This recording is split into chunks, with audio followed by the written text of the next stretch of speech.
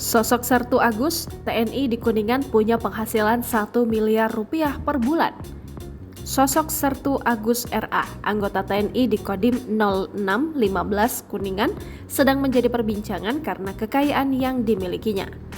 Bintara TNI tersebut viral karena memiliki rumah mewah di tengah pemakaman di Desa Cipasung, Kecamatan Dharma, Kabupaten Kuningan, Jawa Barat.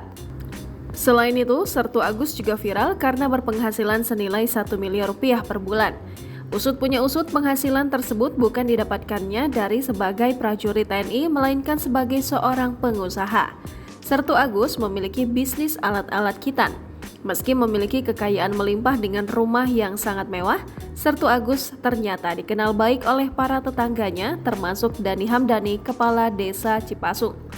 Sertu Agus bagi masyarakat Desa Cipasung sudah tidak asing dan sangat bersahaja dengan lapisan masyarakat sekitar.